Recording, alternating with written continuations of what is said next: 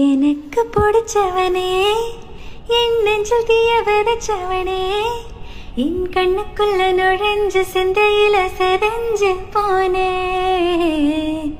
இந்த வீட்டில் உள்ள ஓரத்தில் மௌனமா நீ மறைஞ்சு போனே. முதல் உன்ன பார்க்கையில மனசுல மாற்றமில்ல, மெதுவாக என்னில் வந்து நுழைஞ்ச ஞாபகமா நெறிஞ்ச தொலைஞ்சு போனே. இது காதல் என்று தோணவில்லை, கொடுக்கும் காயங்களும் மாறவில்லை.